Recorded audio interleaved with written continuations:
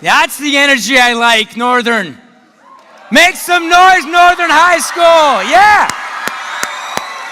All right.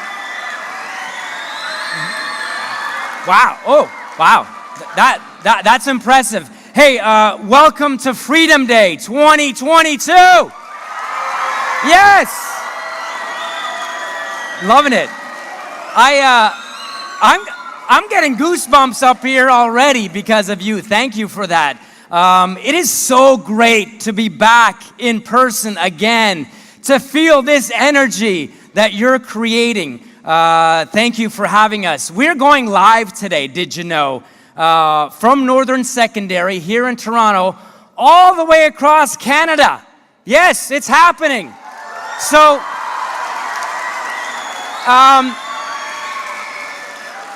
what we're going to do right now, Northern Secondary, Red Knights, by the way, right? You know that. Let's make some noise and show Canada, show all the other students from coast to coast just how loud you can get. Make some noise. Holy man. Whoa. Okay. All right, that just might do it right there. I was gonna ask your teachers if they could get any louder, but no, I'm not gonna ask the teachers because you guys are loud and we appreciate that. This is such a special day and it is an absolute honor for me to be back hosting this day. My name is Rick Campanelli and I've been hosting Freedom Day since 2011? Whoa! Yeah, usually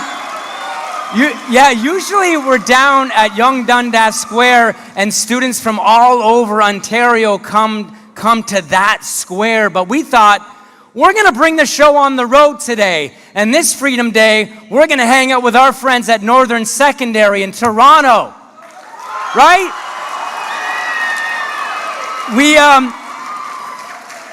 Listen to this. We have an absolute incredible hour planned just for you and for all of our friends across Canada today who are joining us. It includes music from the youngest Juno Award winner in the history of the Juno Awards. Yeah. We also have a presentation by a woman who was made famous 50 years ago with the snap of a camera shutter. She's here. She's right here. I'm looking at her right now. I will introduce her to you later. And some young people who are sure to inspire us all with the initiatives they've created. We have lots to cover, so let's get started, shall we? First up, please welcome one of your very own, a Northern Secondary student, Yuval Yampolsky. Where's Yuval? There he is. That's my man. Nice to meet you, Yuval. Hey everyone, how's everyone doing? Good? Okay. Hi, my name is Yuval Yampolsky. I am your Student Affiliation Council Treasurer, as well as co-president of Jewish Heritage Club.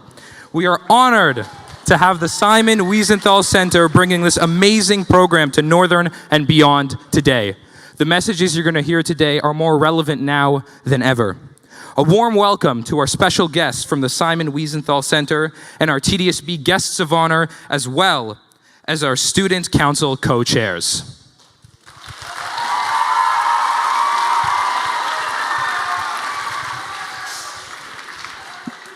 Yeah, I love you too. Okay, now I hate to be that guy, but can we please keep our cell phones off and out of sight, because there's a lot of amazing people up here today and we really want to take in as much as we can. So thank you and please enjoy the show. Yuval, thank you very much, my friend. Next, I would like to invite Michael Levitt, Friends of Simon Wiesenthal Center's president and CEO, to offer some opening remarks. Michael?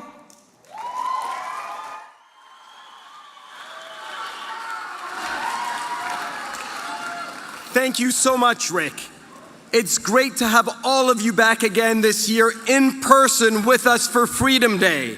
But of course, we've also got people tuning in from across the country, so a big hello to them too. I'd like to begin by acknowledging the Indigenous peoples of all the lands that we are on. While we meet today both in person and on a virtual platform, please take a moment to consider the importance of the lands and the waters that feed our bodies and our souls. From coast to coast to coast, we acknowledge the ancestral lands and territories of all the First Nations, Métis, and Inuit people who call this land home. It's wonderful to be here today at Northern Secondary School and to see all of you gathered for this incredibly uplifting event. I want to thank the Toronto District School Board's Director of Education, Colleen Russell-Rollins,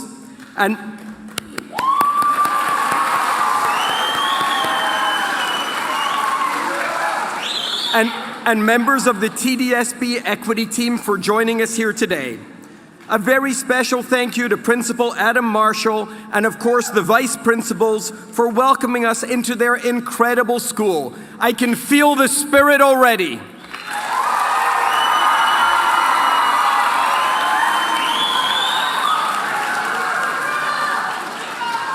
My appreciation also to Sherry Schwartz-Maltz and Ronnie Felsen for helping to organize this partnership for Freedom Day this year.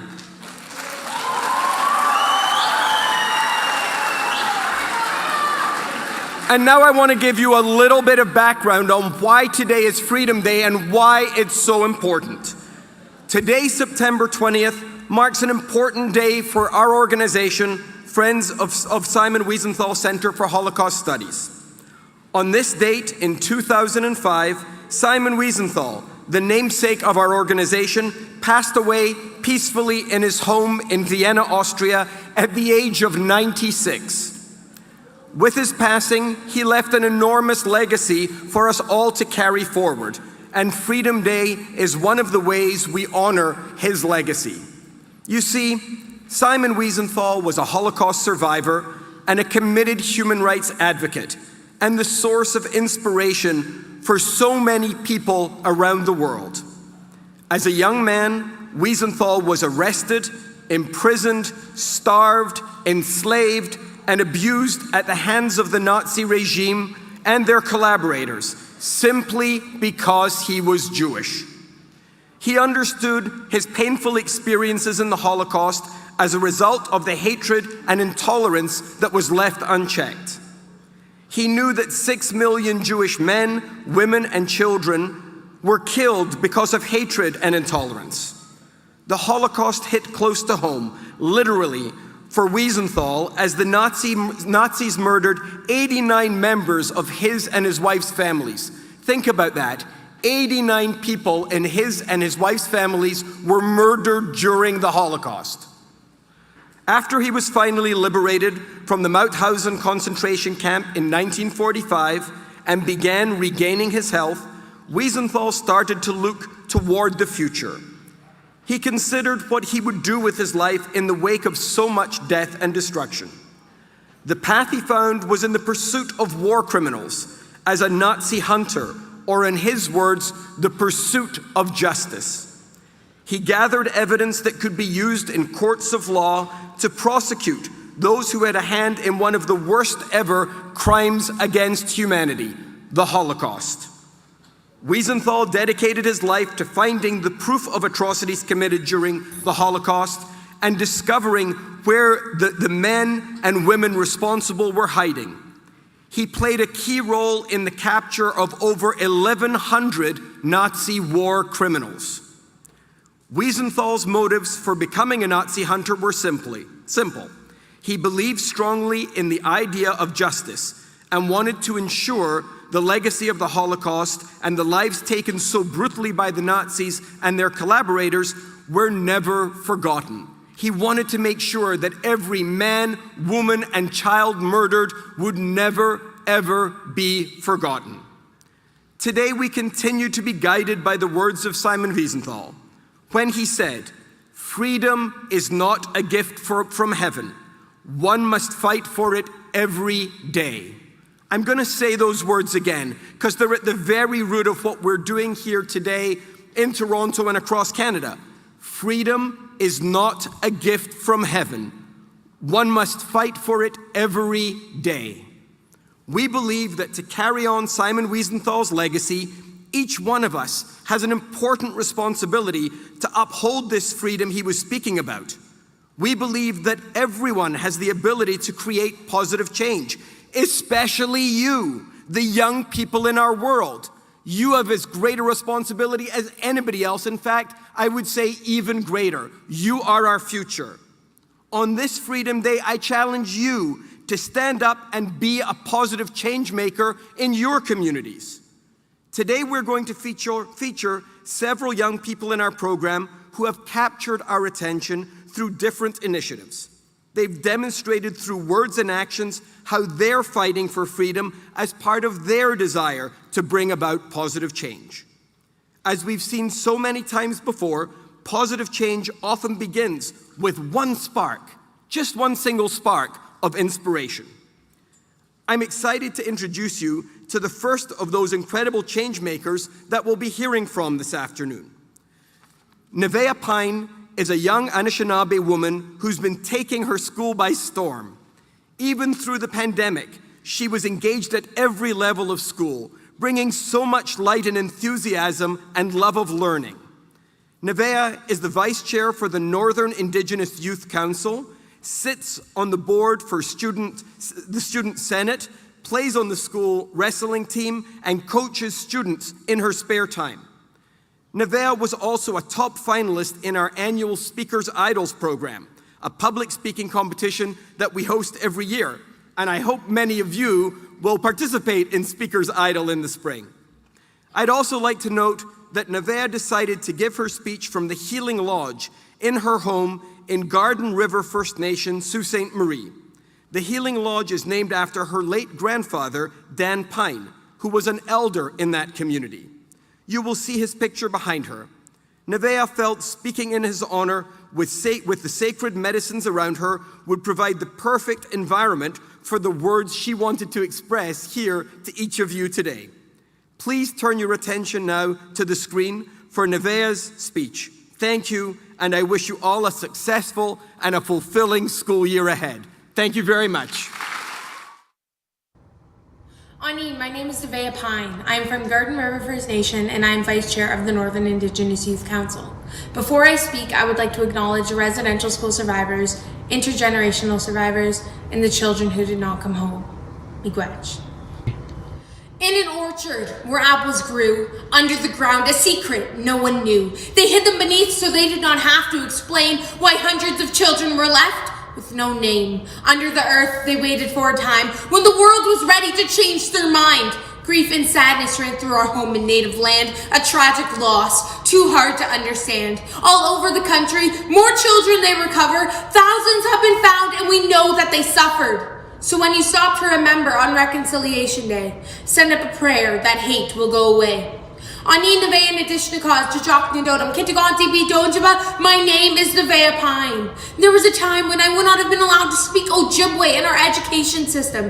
This is why cultural awareness in our schools is so important. Starting in the 18th century, the residential school system was created. These schools were designed to destroy Indigenous families, communities, and way of life. They were created to rid Indigenous children of their native culture and language by forced assimilation, an act of cultural genocide. The systemic barriers and inherited trauma from these systems are still here today. This is not long ago history. It is still deeply rooted in society. Indigenous children died at alarming rates from malnutrition, underfunding, and overcrowding. When they arrived at the institution, they were stripped of all connections from home and family. They took away their identity. There was widespread neglect and unimaginable abuse. There is a lasting harm created by these institutions and their legacy. Institutional racism has led to the continuing genocide of Indigenous peoples of Canada, with human rights crises like the missing and murdered Indigenous women and girls of Canada. The full impact of these crimes is only now coming to light. The discovery of the unmarked graves at former residential school sites confirms the oral histories told by the survivors. For too long, their voices unheard. This genocide happened in our country. The truth is powerful and can no longer be denied. Information is resistance. As Simon Wiesenthal said, we have a responsibility to the next generation to pass our experience to them so they might learn from them. This can no longer be a hidden history. The finding of these children produced an outpouring of support from all walks of life across Canada and around the world. They created a movement of realization and recognition. I believe when we create understanding, we can turn it into united action against all forms of discrimination. We have a responsibility to speak up when there is injustice, not only when it affects us personally, but for all humanity. Hate, racism, and stereotyping cannot be tolerated. It can create human injustice. Genocide does not begin with violence. It begins with words. Educating on crimes against humanity will not change the past, but the words we teach today will be the voice of tomorrow. September 30th is National Day of Truth and Reconciliation, when we honor the survivors and remember the children who did not come home. I believe we need to remember not only on September 30th, but every day. Every child matters. Miigwech. Yes. Nevaeh, so powerful, so passionate. We are so excited right now to have Nevaeh join us today, all the way from Northern Ontario in Garden River First Nation. Let's welcome her. Nevaeh, I had the honor to speak briefly with you earlier this year when you competed in Speaker's Idol, a program, by the way, like Michael mentioned, that will be happening in the spring, that each and every one of you out here today can compete in. That's happening in the spring. But Nevaeh, back to you. Thanks so much for taking the time to join us, to give us your passionate message. Who's been to where Nevaeh lives, way up in Northern Ontario? I see some hands, a few hands. Most of us haven't, unfortunately. Nevaeh, can you tell us more about where you grew up? I live in Kitigan, BC, Garden River First Nation, and it is Ojibwe territory. My family has been here for generations, and it is most famous for my 4 great-grandfather, Chief Shingwalk, in the signing of the Robinson-Huron Treaty of 1850. We are located just outside of Wawating, Sault Ste. Marie. And now, earlier Michael said, in your spare time, you teach students. Most of us in our spare time, we want to do our own thing. Netflix and chill, go for a jog. You, Nevaeh, are so dedicated and committed to the youth. You guys are laughing, but it's true, right? Where does your passion come from? I would say I just want the future generations to be able to live and understand what happened in the past, and we need to grow from it. You also said, Nevaeh, in your speech that genocide doesn't start with actions, but genocide starts with words. Can you talk a little bit more about that? Yes, so genocide does not begin with violence, it begins with words. What that means is before there is violence, there is propaganda. Much like the survivors of the Holocaust, there was hate speech spread, somehow justifying the act of genocide. Words are powerful, and we must be careful on what seeds are planted. The Indigenous people of Canada were painted as a problem from the beginning, and this is where the genocide started. Nevaeh, we have, close to 1,000 students in this auditorium. All the students in this school are watching right now. Students from across Canada, tens of thousands, are watching right now. Can you suggest 2 or 3 things that we all can do to take action? Okay, so first things first, I would say be willing to listen. It's not a historical issue, and it's not enough to say that I'm sorry it happened and move on. We all have a role to play in this, and ultimately, we need to stand together against human injustice for all humankind. Educate yourself about the history of colonization and the issues that continue to affect Indigenous people to this day. I know that I am being raised in my culture, and I am the first generation to begin to relearn what was taken. It's important to remember these systems are not who we are as a people. They were designed to remove who we are. So do your research, Learn why we wear orange. Keep the conversations going to prevent this from happening again. It's important to understand how much culture was lost, how many children did not come home, and we need to honor the survivors for remembering the beautiful traditions and teachings of our ancestors. Nevaeh, thank you so much for your time. Thank you so much for your words. All the way from Grand River First Nation, can we wish Nevaeh a goodbye today? And that's beautiful. And Nevaeh, we really do appreciate everything you're doing. Keep using your powerful voice to speak out and to speak up. You are so inspiring, Nevaeh. Thank you so much. Thank you. Okay, there she goes, everybody. Beautiful. Like Nevaeh was saying, in just 10 days, the day of truth and reconciliation, September 30th, it will be Orange Shirt Day. So think about it. Think about how you can maybe take some of Nevaeh's suggestions and turn them into action to support residential school survivors and Canada's Indigenous communities. What an absolute honor to have her all the way from Northern Ontario.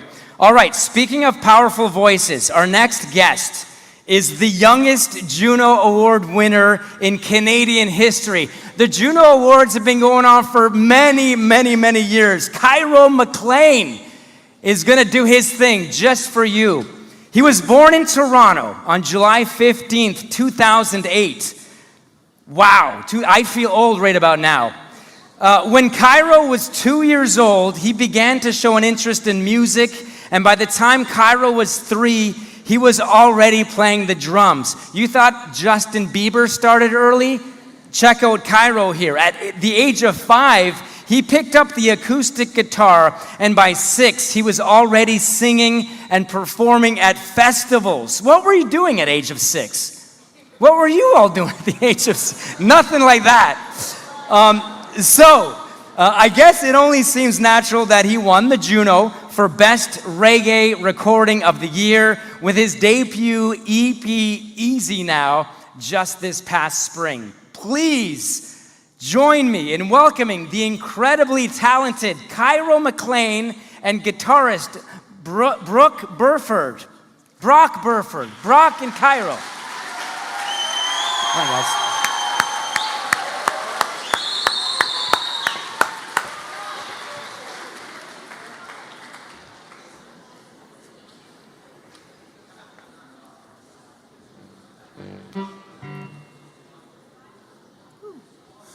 How's everyone doing out there? Yeah, good. As Rick just said, to my right is the Juno Award winner, Cairo McLean. What up? How's it going? How's everyone today? How's y'all's first week of school? Hard, eh? First week of school? All right. Well, both him and I wrote this next song, which relates to Freedom Day. It's about no matter how many obstacles you have in your way, if you keep trying, you will prevail. It's called Born to be Brave, and here we go. Alrighty. Hope you guys enjoy.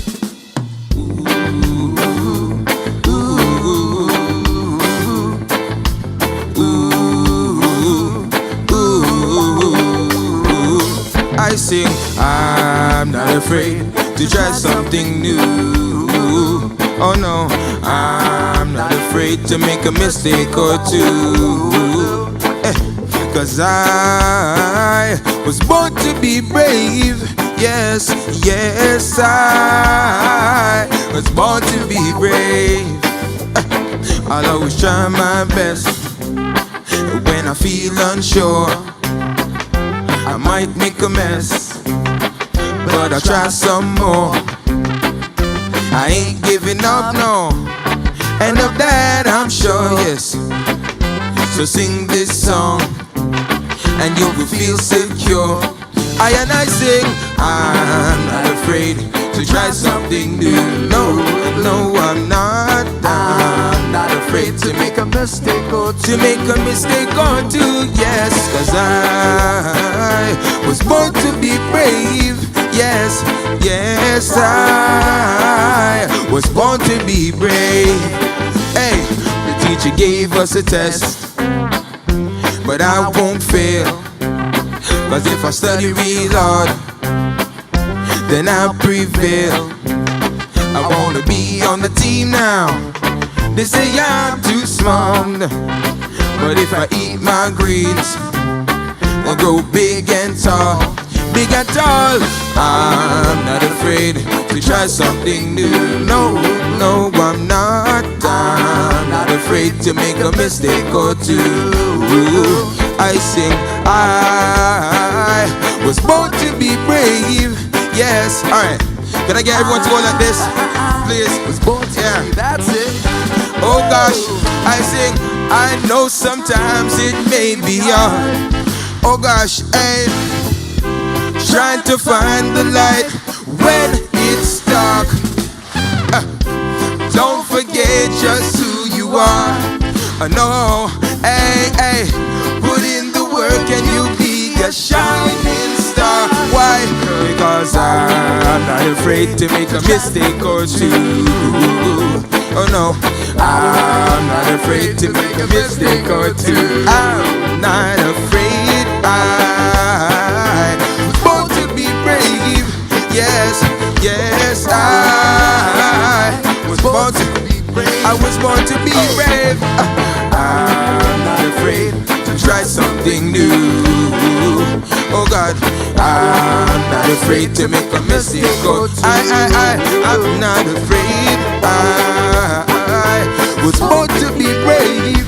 Yes, I was born to be brave.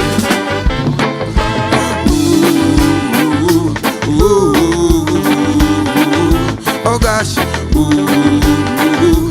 ooh, hey. Ooh, hey. I was born to be brave. Yeah. Cairo McLean, everyone. Carol, yes! Yes! So good! Wow, man. Can I ask you a few questions, Cairo? Of course. First of all, amazing stuff. Come on, 14 years old? Yeah, Yeah. not a day older. 14, and you're this super talented already? Oh man, thanks. You're flattering me. All right, winning a Juno Award, what was that experience like? Well, my parents are right there, and you know, as soon as they called my name, everyone jumped up and everyone was excited, and you know, I couldn't do it without Dad and Mom. It was surreal, I'm assuming. It was a surreal moment to hear your name. Would you guys stand up for the There's crowd? your parents Thank right you there. very Stand much. up. There you go. The parents. Jeez.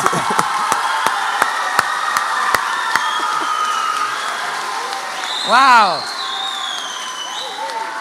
Hey, and Mom and Dad, you must be so proud of your son. Look what he's doing, Cairo.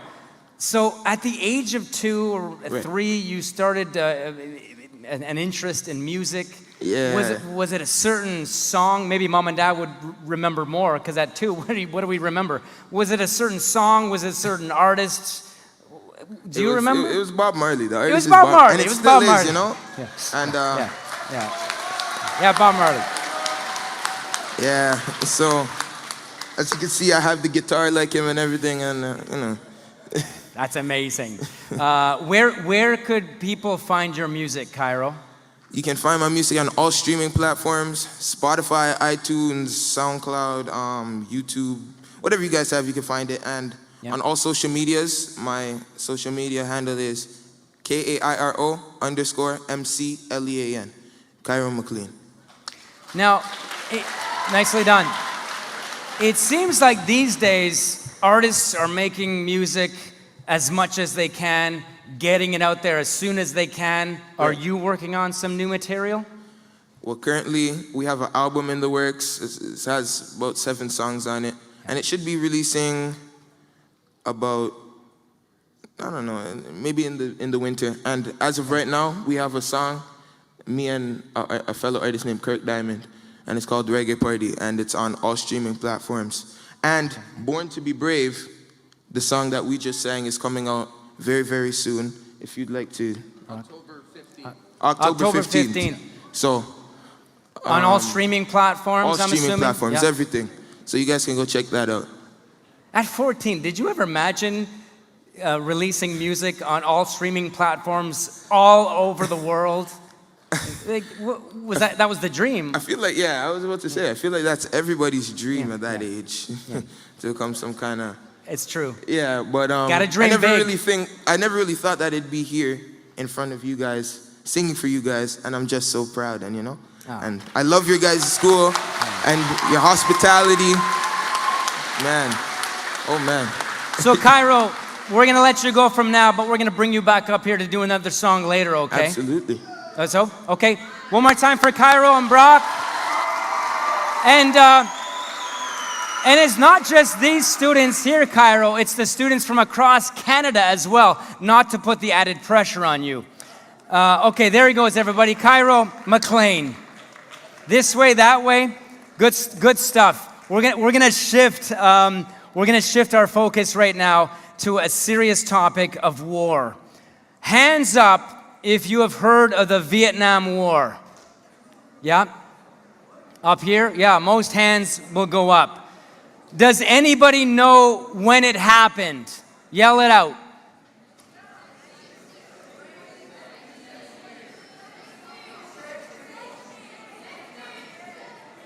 I couldn't make out what you're saying, but let me break it down for you. The Vietnam War lasted from 1955 to 1975, right?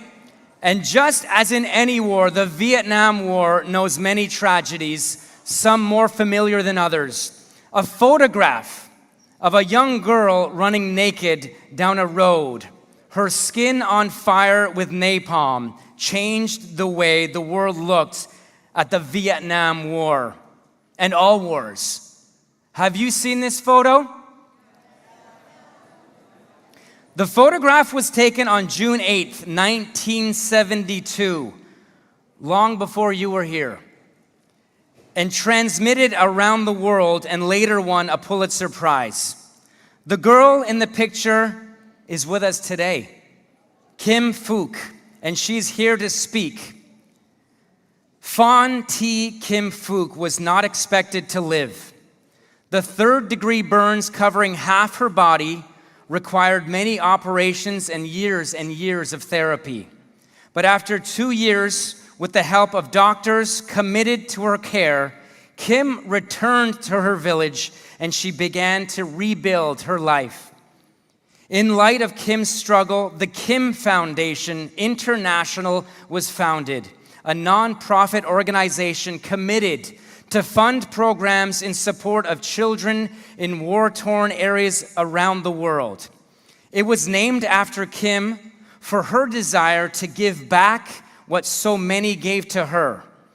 In 1997, Kim was named a UNESCO Goodwill Ambassador for Culture of Peace, and she was awarded the Queen's Golden Jubilee Medal in 2002 and the Queen's Silver Jubilee Medal in 2012, among many, many accolades.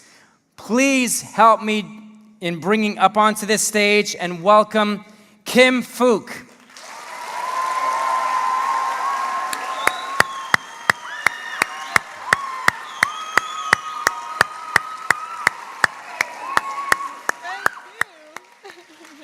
Thank you so much. Thank you so much. Wonderful. Thank you. Wow. Hello, everyone. Yes. Hello, everyone. I can hear you now. Wow. It is a great privilege to be part of Freedom Day 2022.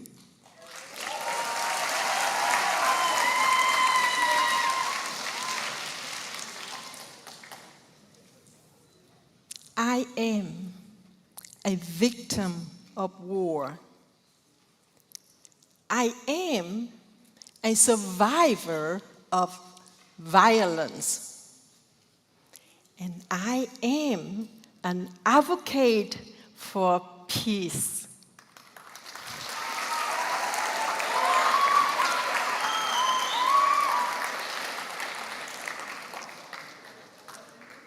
I grew up in a small village, Trang Bang, in South Vietnam. For the first 9 years of my life, everything was perfect. My parents had a beautiful home and an abundance of land with many different fruit trees and animals. I would spend my days doing whatever child loved to do. Hang out with my friends and go on fun little adventures throughout my family's property. Read the book and gossip with my girlfriends. You know that. I heard that. And I would love to climb on the tree to pick up ripe food and delicious food. My favorite food was, and still is, a guava. You know guava? Yeah. Oh, how I cherish those days. Life was very simple and easy. I didn't know much about pain and hardship. My worst pain that I experienced was when I would fall off my bicycle and scrape my knee. I was oblivious to the evils of the world, particularly the raging war that had been going on in my country for years.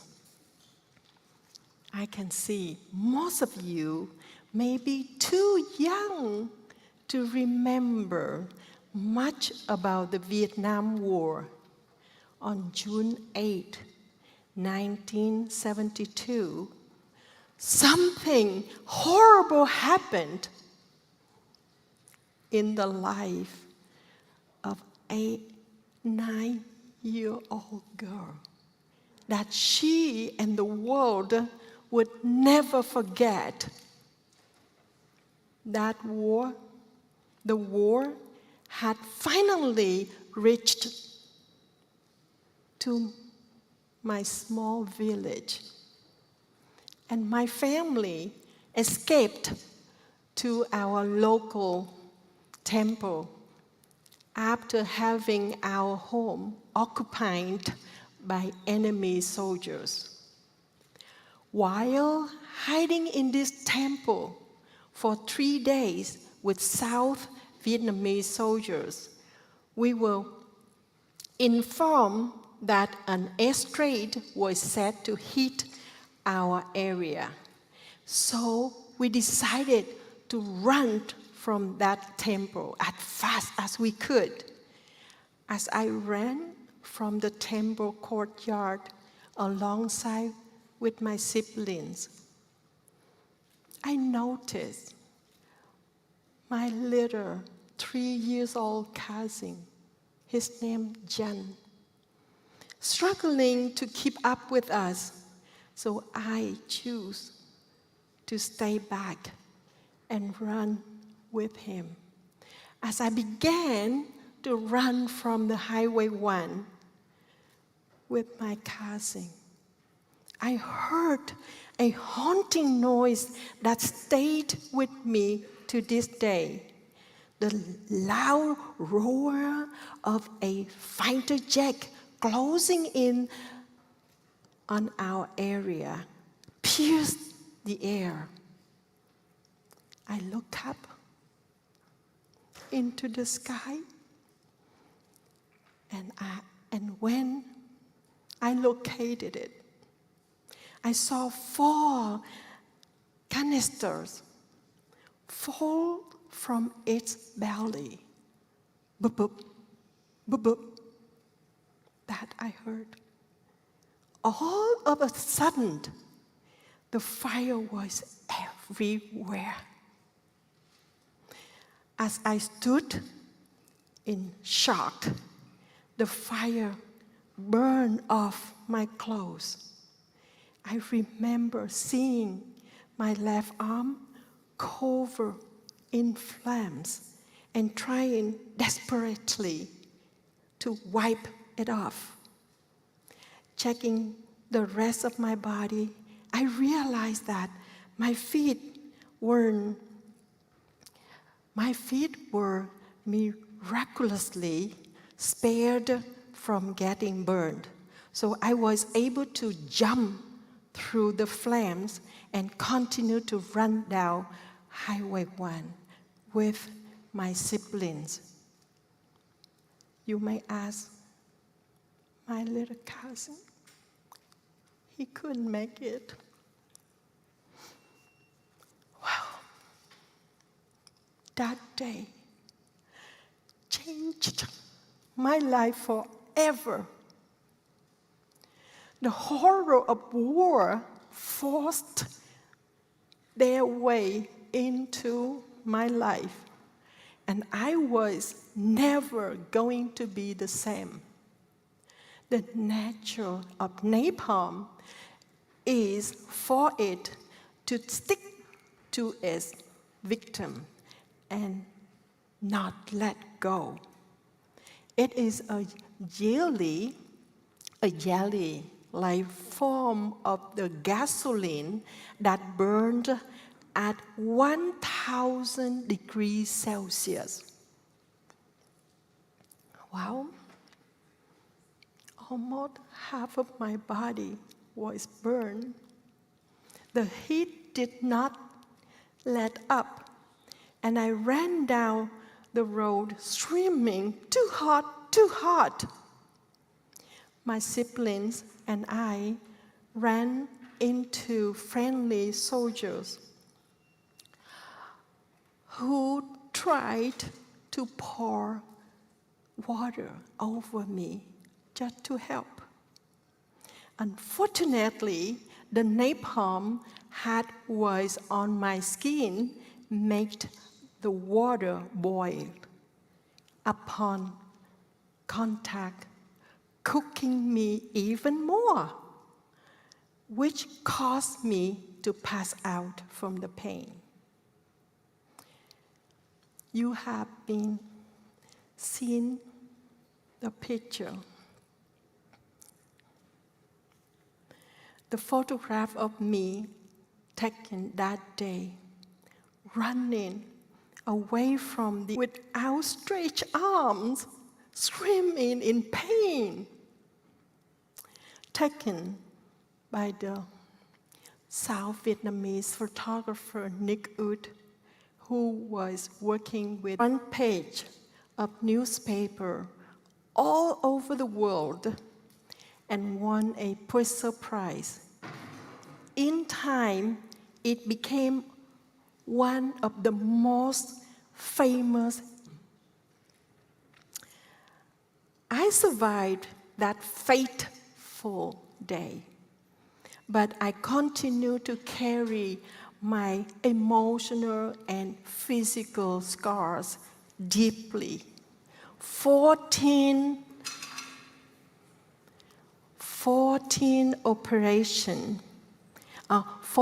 months and 17 operations later, I enter back into the world, wanting to follow a newfound dreams that I had discovered. I was going to be a doctor.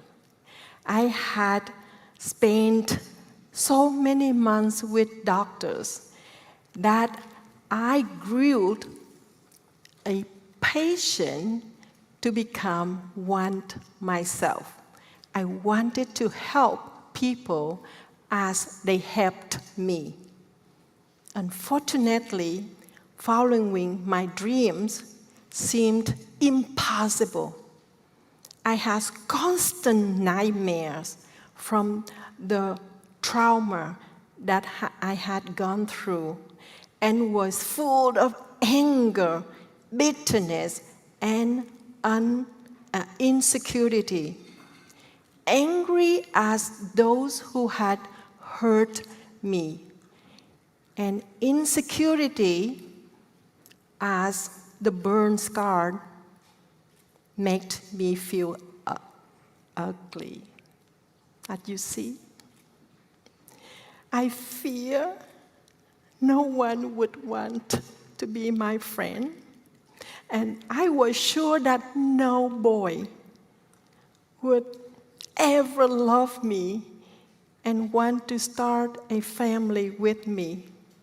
On top of that, the Vietnamese government discovered that I was the subject of that infamous photo and used me for their own propaganda.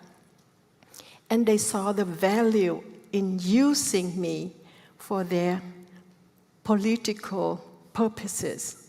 And all my freedom were quickly stripped from me. I no longer had the freedom to choose my own path. Because of this, I value the freedom that I had lost and long for them in a whole new way. Merriam-Webster's dictionary defines freedom as the absence of necessity, coercion, or constraint in choice for action. According to that definition, I was not free, and I knew I would do whatever it took to secure my freedom for the future. Truly, there is nothing more beautiful than freedom.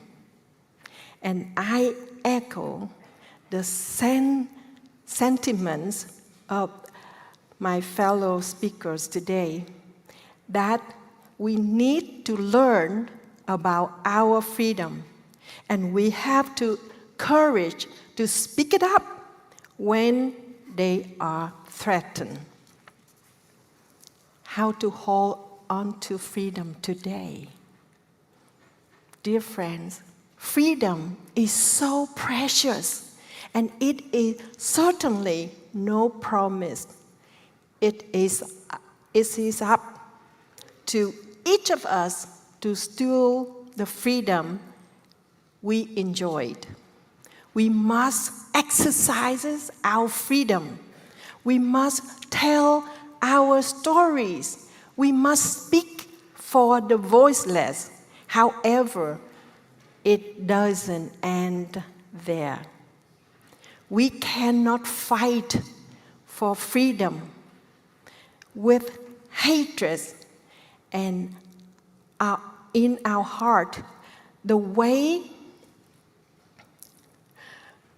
way forward towards lasting freedom is through love. It is through loving our neighbor. Freedom is valuable, and love in the way forward. I used to hate and curse those who hurt me, who caused me my suffering, and my physical and emotional scars still run deep and will be with me for the rest of my life, even after I escape the grips of communism and found freedom here in Canada. I wasn't completely free until I learned to love and forgive those who had wronged me. After arriving in Canada 30 years ago, I truly enjoyed the freedom here in Canada with my lovely husband, twin. Well, but I was still controlled by my past and the trauma I still carried. That famous photograph haunted me all the time.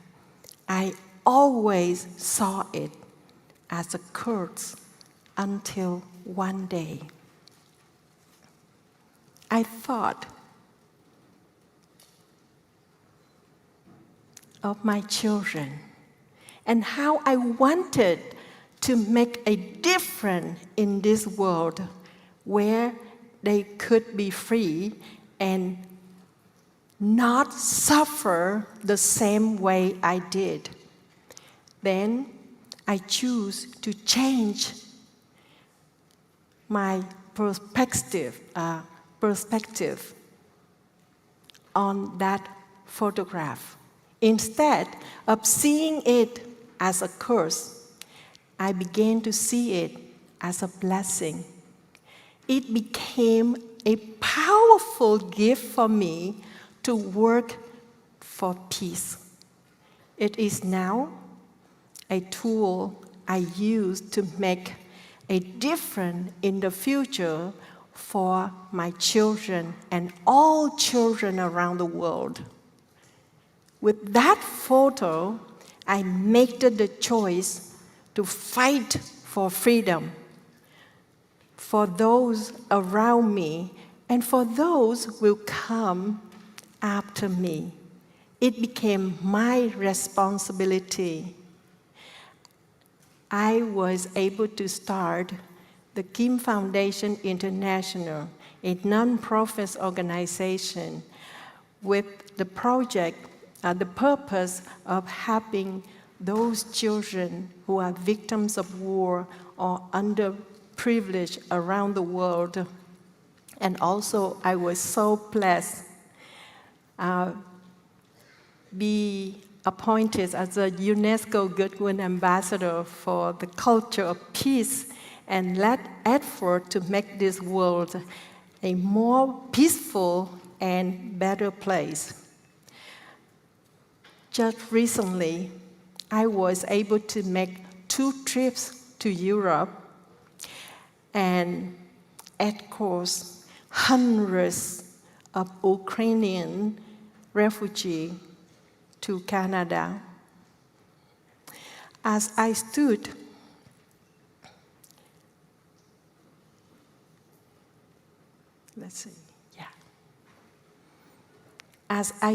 at the plane entrance and welcomed them, of course I have to smile, right? Welcome them to our wonderful country. And I remember fighting back the tears as I look into each face. I had been there in their shoes, running from chaos and war. And now I was able to give them hope.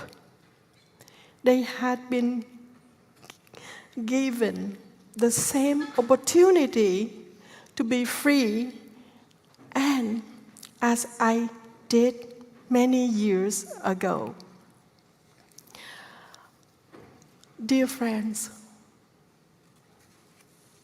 so often we can spend our time struggling with those who have wronged us, disagree with us, or have different faiths than we do. It's easy to get frustrated with people who are hateful, but we cannot fight hate with more hate. Just like we cannot fight fire with more fire. It isn't until we learn to work as a united front and learn to care for everyone around us. No matter how different they seemed, that we can truly experience and fighting for freedom. When we learn to be others-focused, fighting for freedom becomes so much easy to do. For me, learning to forgive those who had hurt me in the past and focusing on others instead of myself, that helped me in my fight for freedom.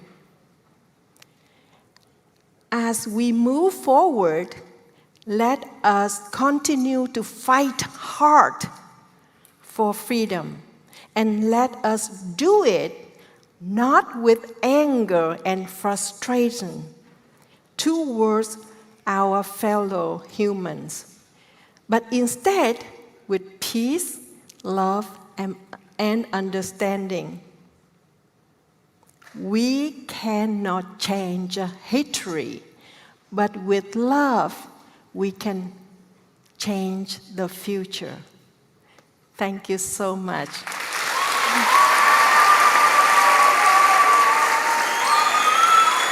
Thank you.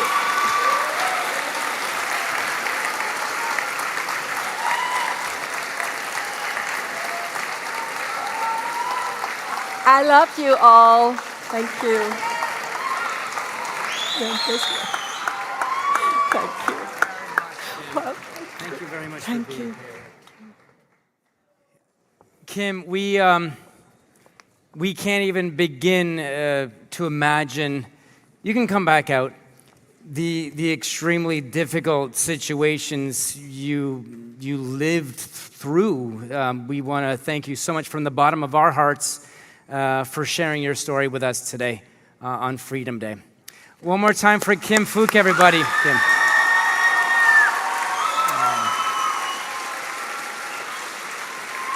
Thank you so much, Kim. Thank you so much. Wow. You know, I think, like we all do, I think Kim really made a choice in her life to be a survivor. In order to overcome the physical and the emotional hurt, as well as her anger, she had to choose to be happy. Like she said, peace, love, and understanding, forgiveness. She had set goals and worked towards achieving those goals, and I think she shows us all that we all have a choice to make. We can choose to make a positive difference, no matter who we are or what circumstances we're in. Always strive for the positive. Always strive for the good over the bad. And this next group of speakers have also made a choice. They have chosen to make this world a better place. I can't wait for you to hear about the initiative they've started just last year and the steps that they're taking to make it happen. Please welcome Kiara, Tiffany, Grady, Liam, and Paige. They're all from St. Dominic Catholic School in Oakville.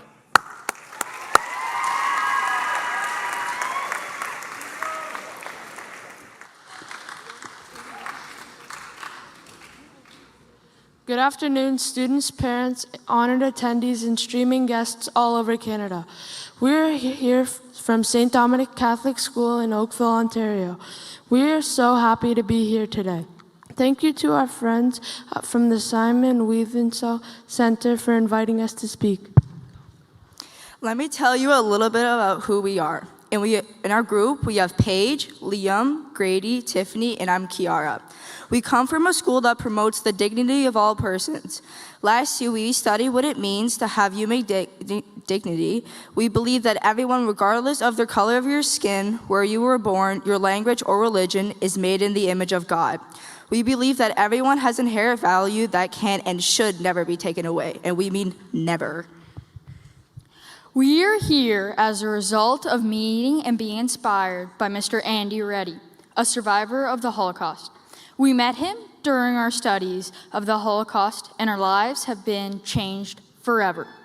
Our simple Zoom meeting quickly transformed our tears and outrage at what happened to Mr. Reddy and millions like him into action.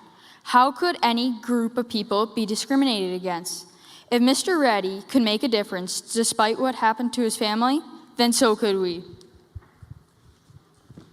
We put these ideas into action. Our past work involved writing to the families of fallen soldiers who were killed in Afghanistan and supporting our healthcare workers with messages of hope and appreciation. Therefore, we knew how to advocate for change to support others.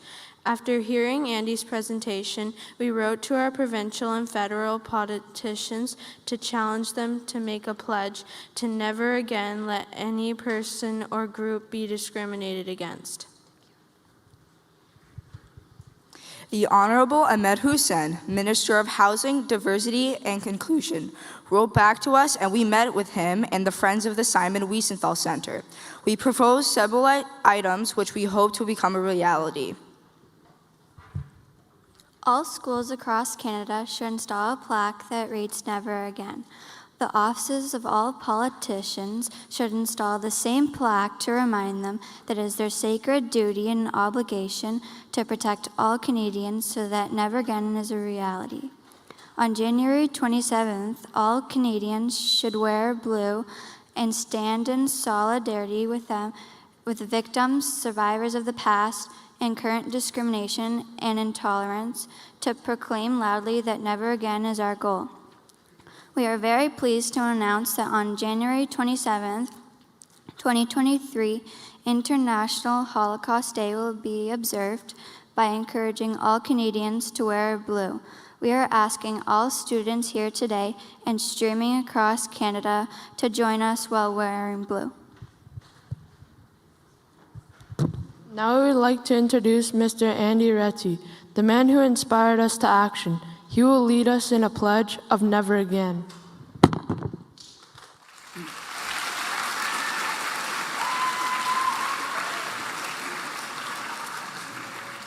My incredible dear young friends, before we're going to do the pledge, I'd like to give a little bit of a background and context. Number one, this is an incredible honor, and I'm not used to it. It is usually I who ask the audience to honor others with me. For me to be the honoree is incredible. You, my dear young friends, showed that each and every one of us can make a difference. What an incredible achievement that you had accomplished. What an incredible honor. Now, you are seeing me wearing a blue shirt and a leather motorcycle jacket. Same outfit that I wore when I had the privilege of addressing these incredible young students from that incredible school. So, why am I wearing a leather jacket? Because I ride a motorcycle. And to me, there is no other symbol that represents freedom more than a motorcycle. To me, motorcycle is freedom. Now, one other thing that I got to include, and I was only given 4 minutes, but we're running a little bit late, so I'm going to cut it short. I'm going to say one important thing, and that is what every speaker before us, including these wonderful people, talked about: the human dignity, human spirit. Think about it. That is the foundation of freedom: human spirit and human dignity. Now, when I was speaking to this class, I told them of an incredible trip that is upcoming, courtesy of the Friends of Simon Wiesenthal Center. I was invited as their guest to an incredible 10-day experience in Poland and Israel, where we visited Auschwitz, which is the greatest Jewish cemetery on the face of the earth. I can tell you only one thing, because now it's only 2 minutes left. My thinking, my impression after being in Auschwitz, human minds capable of thinking, devising, and implementing a murder factory. Our previous speaker spoke of the fact that she's a victim. And she survived because of her incredible spirit. But there were 6 million brothers and sisters, including 1.5 million children who did not. You, my young friends, are honoring those lost human souls. So now the pledge. This is because of my motorcycle riding experience. And I belong to a motorcycle club called YAWS, Yidden on Wheels, Jews on Wheels. In 2012, I had the incredible honor of reciting this pledge in Ottawa. And I'm going to ask each and every one of you to please stand up.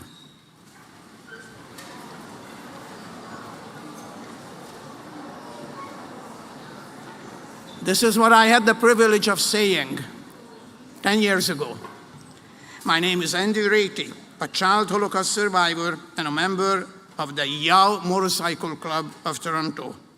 Less than 70 years ago, the word of 6 million Jewish people, including my own father, came to an end in an act that is so evil that the only word to describe it is Holocaust.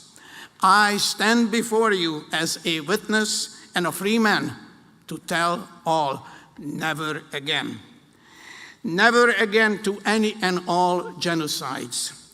Never again to racial hatred. Never again to a second Holocaust. Please take this pledge with me by repeating after me. We pledge to speak up against hatred and racism.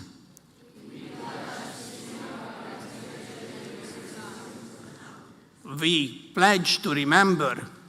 We pledge to remember. Please put your hand over your heart and say, we pledge never again. We pledge never again. Thank you.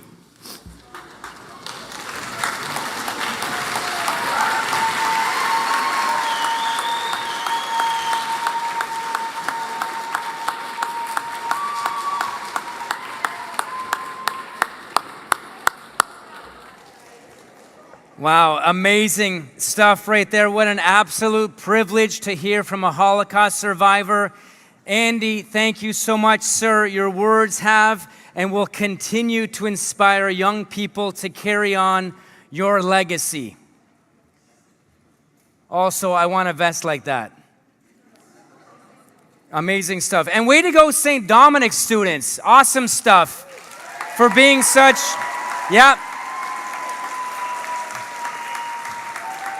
for being such incredible change makers, and a special shout out to their teacher, Mr. McPhail, for creating a classroom.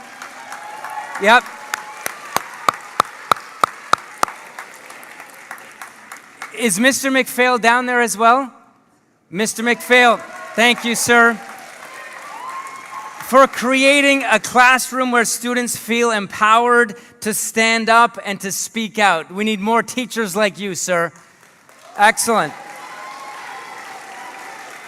And I know there's a lot here at this school as well, and the schools that have tuned in to watch this live broadcast as well. So thank you as well for everything you do for your students. Okay, so before we end our time here together today, I would like to once again invite, he's waiting to go right here, Juno Award-winning artist Cairo McLean back to the stage. There he is. How's it going? I'm back. Okay, before we begin the song, I just want to do a little bit of a test. Okay, you guys ready? You guys ready?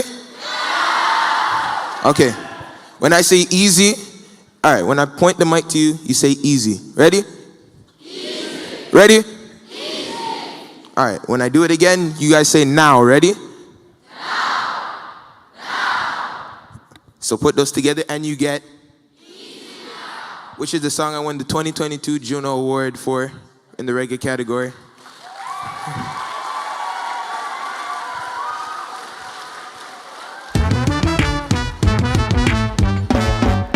All right, ready? Diddly dan dan di dan di dan, ay. I diddly dan di di dan di dan. All right, I'm gonna need your help.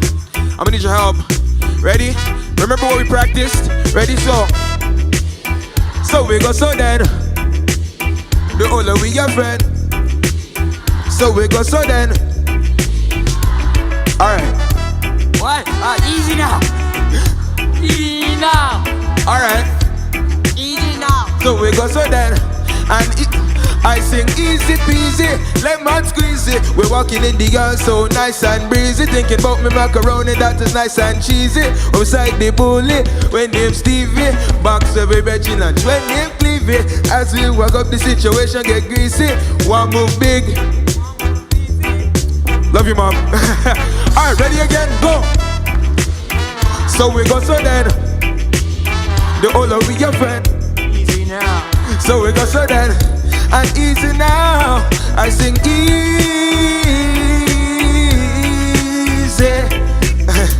Alright, let me get back on the stage. Oh gosh, cool it down, Mr. Politician man. Wondering what you've got in your plan. Education or inoculation. Working for the people or the corporation. And everyone in a high position can't breathe under your regulation. Try to make some money but you lock the city off.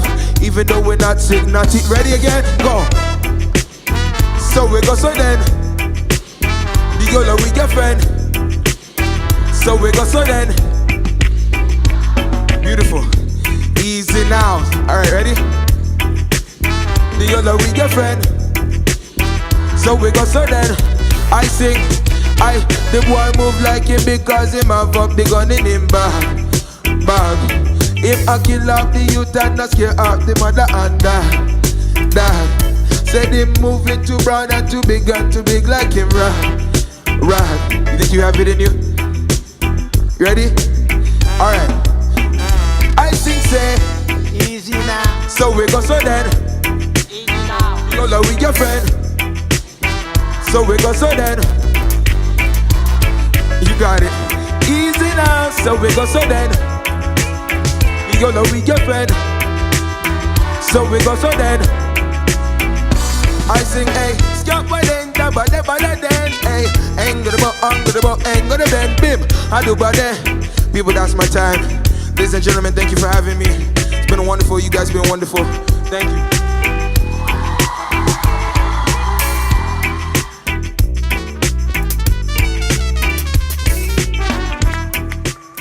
Easy peasy, lemon squeezy, Cairo McLean. Yeah. Love that guy. Love that guy. Love this day. Do you agree? Freedom Day. Cairo, we can't wait to hear what's next from you, my friend. Don't forget, you can check out Cairo's music on all major streaming sites. This brings Freedom Day 2022 to an end. I know, it's sad. What did you think? Yeah? I like it. Do you feel inspired to get out there and make this world a better place? What? Yeah? Let's do it together. Thank you so much once again to Toronto District School Board for partnering with us for Freedom Day 2022. A special thank you to Sherry Schwartz-Maltz, Ronnie Felsen, Principal Adam Marshall, Vice Principal Eric Holling for welcoming us into your beautiful school here at Northern Secondary. Red Knights! And I look forward to seeing each and every one of you and you watching all across Canada next Freedom Day 2023. Yes, everybody, thank you. That's it. Time to get back to class.